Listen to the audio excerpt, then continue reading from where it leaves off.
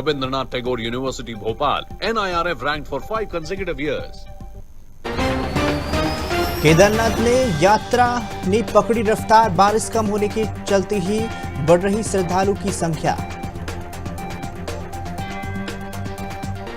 देहरादून के पटाखा गोदाम में लगी भीषण आग, पटाखे की आवाज से गूंज उठा पूरा इलाका। फायर ब्रिगेड ने 2 घंटे में काबू पाया। उत्तराखंड में बिजली उपभोक्ताओं को राहत, 100 यूनिट तक बिजली खर्च करने वाले उपभोक्ताओं को मिलेगी 50% सब्सिडी।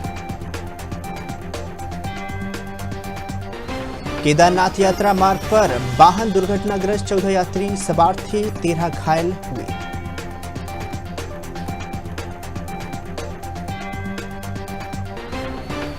देहरादून में अचानक मौसम ने करवट ली, गर्मी के बाद ही अब झमाझम बारिश का दौर।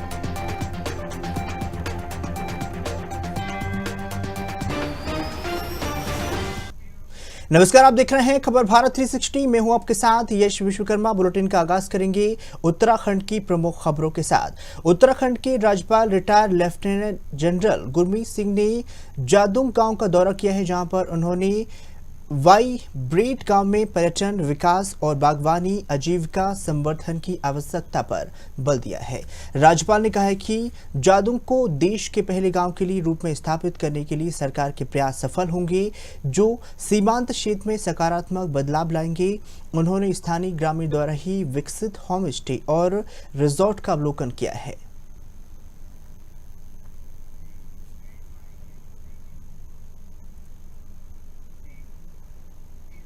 चलिए बात कर लेते हैं देहरादून की, जहां पर नगर निगम संशोधन विधेयक पर ही प्रवर समिति की दूसरी बैठक विधानसभा में संपन्न हुई है। बैठक में विधेयक के प्रावधानों और ओबीसी आरक्षण पर समिति के सदस्यों ने चर्चा कर ही अपने अपने सुझाव दिए हैं।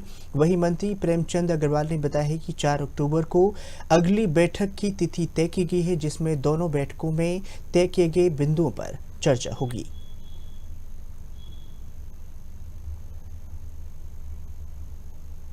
देखिए, प्रवर समिति की आज जो हम लोग बैठे हैं और प्रवर समिति के हमारे सभी सम्मानित साथी उसमें मौजूद थे, मैं उनका भी धन्यवाद कर रहा हूं।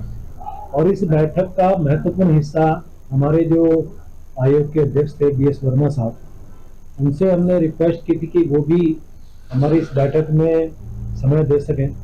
तो मैं निश्चित रूप से उनका धन्यवाद कर रहा हूँ कि वो आए और उन्होंने अपने जो भी जिज्ञासाएं हमारे माननीय विधायकों की उनको उन्होंने उसके बारे में बताया और बहुत अच्छे हेल्दी डिस्कशन हुआ है। सभी लोगों ने अपने अपने विषय और सुझाव रखे हैं। अभी हम एक बैठक इसके बाद फिर बहुत जल्द करने वाले हैं, यानी कि 4 अक्टूबर की तिथि अभी हमने तय की है कि हम दोबारा से फिर बैठेंगे। जो बातें हमारी पहले वाली बैठक में आई आज वहाँ प्रस्तुत हुई, आज के जो बिंदु रखेंगे अगली बैठक तक जो हमारे सामने बातें आएंगी, उसके बाद फिर हम कुछ आगे उस निष्कर्ष पे पहुंचेंगे। अल्मोड़ा में भारतीय जनसंघ के नेता और महान विचारक दीनदयाल उपाध्याय की जयंती धूमधाम तरीके से मनाई गई है।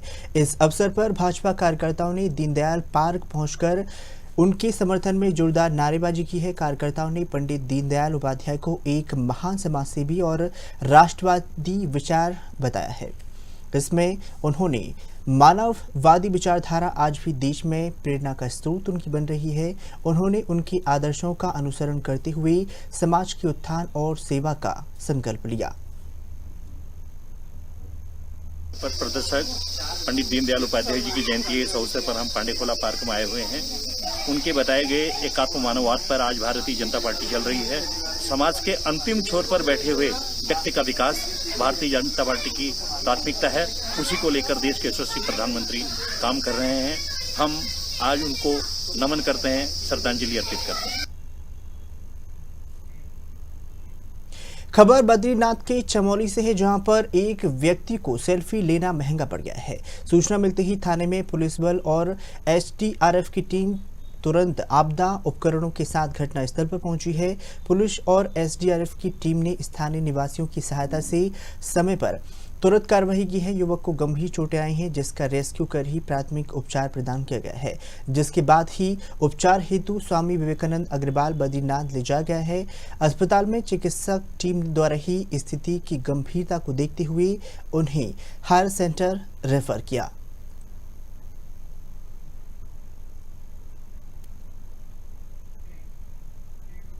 उत्तराखंड सरकार में खेल, बाल विकास और महिला सशक्तिकरण मंत्री रेखा आर्या लगातार अधिकारियों के साथ ही विभागीय समीक्षा बैठक कर रही हैं।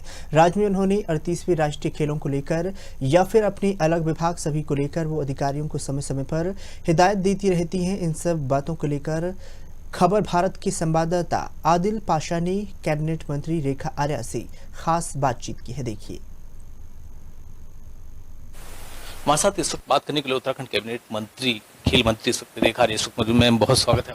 जी धन्यवाद। उत्तराखंड 38वें राष्ट्रीय खेलों की मेजबानी कर रहा है, तो कैसी तैयारियां राज्य सरकार की तरफ से चल रही है? देखिए 38वें राष्ट्रीय खेलों की मेजबानी जो है उत्तराखंड करने जा रहा है और निश्चित रूप से पूरे प्रदेश के लिए और हर उत्तराखंडी भाई बहन के लिए बहुत ही गर्व करने वाला दिन भी है। और मैं मानती हूं कि तैयारियों के परिप्रेक्ष्य में विभाग द्वारा भी और माननीय मुख्यमंत्री जी के द्वारा लगातार जिस प्रकार से मॉनिटरिंग हो रही है, हमारी संपूर्ण तैयारियां हैं।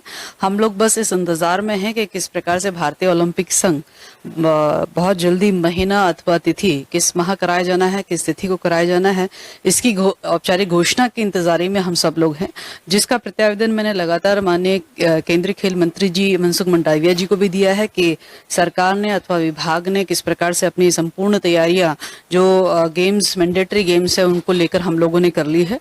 इसी प्रकार से भारतीय ओलंपिक संघ की अध्यक्षा को भी मैं अपनी पूरी रिपोर्ट कार्ड जो है उनको देकर आ चुकी हूँ। तो मैं और सरकार एक तरह से कहूं कि हम इस इंतजारी में है कि दिन तिथि महीना घोषित हो और हमारी तैयारियां और चरम पर पहुंचे और एक बेहतरीन आयोजन जो है हमारे इस देवभूमि में 38वें राष्ट्रीय खेल के रूप में किया जा सके। लगातार आपके द्वारा विभागीय अधिकारियों की बैठक का दौर जारी है, तो क्या दिशा निर्देश अधिकारियों को दिए जा रहे हैं?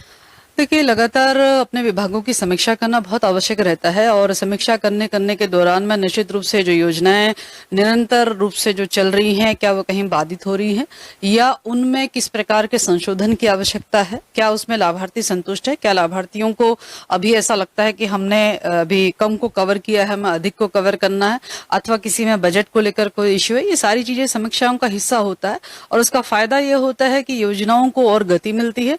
फायदा यह होता है कि अधिकारी भी उसे धरातल के स्तर पर जो है उसका परीक्षण करते हैं और निश्चित रूप से जो हमारा ध्येय है जन कल्याण का, वो इस समीक्षा के माध्यम से पूर्ण होता भी है।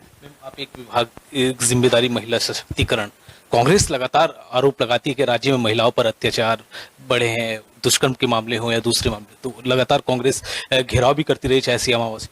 देखिए मेरा मानना है कि महिलाओं के साथ में अथवा बालिकाओं के साथ में अथवा नाबालिग बच्चों के साथ में कभी भी किसी भी प्रकार का कोई भी छोटा बड़ा किसी भी प्रकार का अपराध है, उसमें राज्य सरकार महिला सशक्तिकरण विभाग जीरो टॉलरेंस की नीति के साथ काम करता है। महिलाओं को अधिक से अधिक सुरक्षित वातावरण मिले, बच्चों को अधिक से अधिक सुरक्षित वातावरण मिले, इसको लेकर सबसे ज्यादा तो अवेयरनेस प्रोग्राम हमारी सरकार द्वारा चलाया जा रहा है कि आप किसी भी प्रकार के किसी के द्वारा किए गए कृत्य पर आपने शर्मिंदा नहीं होना, अपितु जिसने ये घटित किया है वह व्यक्ति जो है जेल के सलाखों के पीछे जाना जो है राज्य सरकार सुनिश्चित करेगी। ऐसा हम हर घटनाक्रम में देख रहे हैं। निश्चित रूप से मैं समझती हूँ कि ये महिलाओं की और बच्चों की या किसी भी अपराध की एफआईआर दर्ज करने का साहस जुटाने की जो ताकत है वह भी राज्य सरकार के द्वारा मनोबल बढ़ाए जाना अथवा जागरूकता का ही परिणाम है।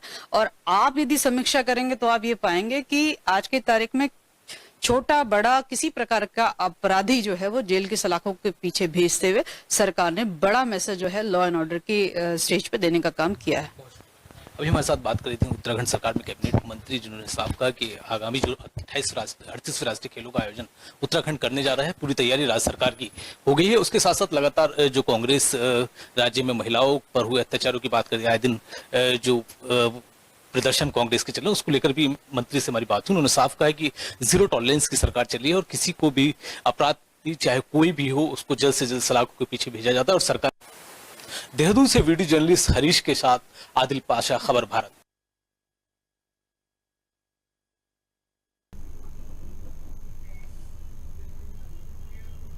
केंद्रीय स्वास्थ्य मंत्रालय के निर्देशन पर ही प्रदेश भर में मिठाई, देशी घी और मक्खन के कारोबारियों के प्रतिष्ठानों पर छापेमार कार्रवाई की जा रही है। खास सुरक्षा विभाग ने लड्डू समेत ही तमाम मिठाइयां, घी, मक्खन के सैंपल लिए हैं, जांच के लिए भेज दिए हैं। तो वही अपर मुख्यालय FDF ताजवर सिंह जग्गी ने बताया कि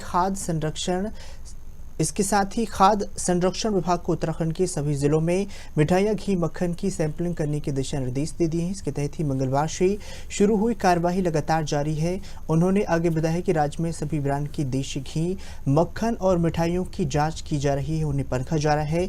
जिसमें कोई भी मिलावट होती है तो कार्रवाई की जाएगी। सैंपलों के आधार पर ही आगे की कार्रवाई की जाएगी। उन्होंने बताया कि मंगलवार को देहरादून में घी के 10 सैंपल लिए जाएंगे, तो वही हल्द्वानी में 5 सैंपल घी के, जबकि 6 सैंपल लड्डू और अन्य मिठाइयों के लिए हैं। इसके साथ ही देहरादून में मिल्क क्रीम के 7 सैंपल की जांच के लिए भेजे गए हैं।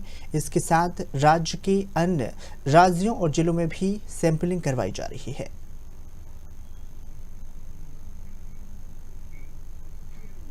ट्रांसपोर्ट नगर देहरादून में पटाखों के गोदाम में आग लगने की सूचना पर फायर स्टेशन देहरादून से 3 दमकल वाहन मौके पर पहुंचे हैं।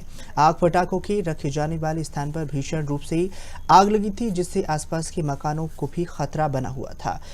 इसके साथ ही फायर स्टेशन की टीम ने लगातार 2 घंटे तक ही फायर फाइटिंग के बाद ही आग पर काबू पा लिया है। राहत की बात है कि कोई बड़ा नुकसान नहीं हुआ।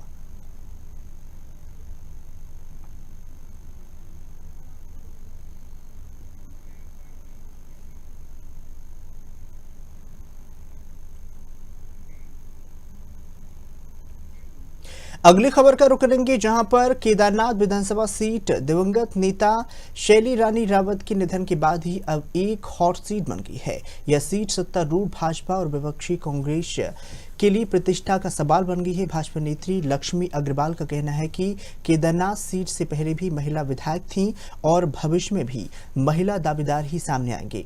साथ ही उन्होंने बताया कि कांग्रेस पर आरोप लगाए हैं कि लड़की हूं, लड़ सकती हूं का नारा देकर भी महिलाओं का शोषण करते हैं। जिस तरह कांग्रेस महिला प्रदेश अध्यक्ष ज्योति ने कहा है कि पार्टी अभी महिला या फिर पुरुष प्रत्याशी पर विचार नहीं कर रही है, बल्कि केवल जीतने वाले उम्मीदवार पर ध्यान केंद्रित कर रही है। उन्होंने बताया है कि अब यह तक महिला ने अपनी दावेदारी प्रस्तुत किसी भी महिला ने दावेदारी प्रस्तुत नहीं की है। देखिए, बात महिला और पुरुष की नहीं है, बात चुनाव जीतने की। केदारनाथ चुनाव जितना हमारे लिए इम्पोर्टेंट है, उतना ही भाजपा की प्रतिष्ठा का भी सवाल है। कांग्रेस पार्टी से अभी ऐसी कोई महिला, मजबूत महिला जो चुनाव लड़ सके, ऐसा नाम हमारे पास नहीं आया। जो वहाँ पे पूर्व प्रत्याशी रहे मनोज रावत जी और बाकी लोग भी वहाँ पे चुनाव जो लोग दावेदारी कर रहे हैं वो कर रहे हैं। मुझे लगता है कि पार्टी अपना सर्वे कराएगी। देखिए, जहां तक बात रही कांग्रेस की, मुझे लगता है कि कांग्रेस का जो बातें कहने की और करने की और है। आज से पहले भी जो प्रियंका गांधी जी हैं, जो नेता हैं कांग्रेस की, उन्होंने एक नारा दिया था, लड़की हूं, लड़ सकती हूं, और इसको उन्होंने, लेकिन वो चरितार्थ नहीं हुआ है। आज तक भी इतनी बार कांग्रेस की सरकारें रही हैं, लेकिन 33% आरक्षण महिलाओं का पास नहीं हो पाया था। तो कहीं ना कहीं ये उनकी मानसिकता दर्शाता है कि खाली महिलाओं को एक वोट बैंक की तरह वो इस्तेमाल करते हैं। जहां तक केदारनाथ की बात रही, तो वहां पे देखिए आशा नौटियाल जी रही हैं हमारी, जो अभी हमारी जो बेचारी शैला रानी रावत जी हमारे बीच में आज नहीं है, वो रही हैं। और तमाम, हमने तो टिहरी से भी एक महिला को टिकट दिया। कांग्रेस बताए ना उन्होंने कितनी महिलाओं को आगे बढ़ाने का काम किया और कितनी महिलाओं के उसमें किया। तो ये कहने की बात नहीं है, कांग्रेस के पास महिलाएं नहीं, और जो है कांग्रेस उनको सिर्फ वोट बैंक के लिए इस्तेमाल करती है। महिलाओं को आगे बढ़ाने की कांग्रेस की मंशा कभी नहीं रही।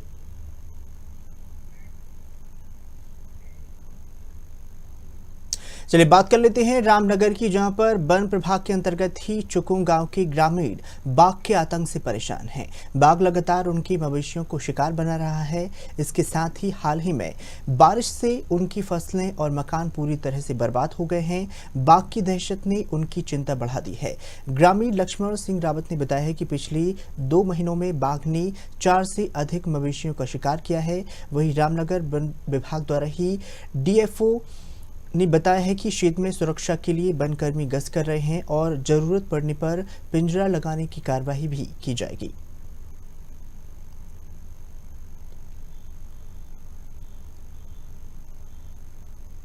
चिपळूण क्षेत्र बहुत ही संवेदनशील क्षेत्र है हमारा, जहाँ क्योंकि वो कॉर्बेट से लगा हुआ क्षेत्र है, तो बाघ का संख्या भी अधिक इसमें पाया जाता है। तो वहाँ पे लगातार कैटल किलिंग हो रहा है, तो हम इसको दो तरीके से कंट्रोल करने का कर रहे हैं प्रयास। एक तो ये है कि हम वहाँ पे हमारा टीम लगाया जाता है, वो रात भर वहाँ पे गश्त कर रही है, और वहाँ पे हमने कैमरा ट्रैप्स भी लगाए ताकि ये जो टाइगर है जो कैटल लिफ्टिंग कर रहा है उस टाइगर को आइडेंटिफाई किया जाए।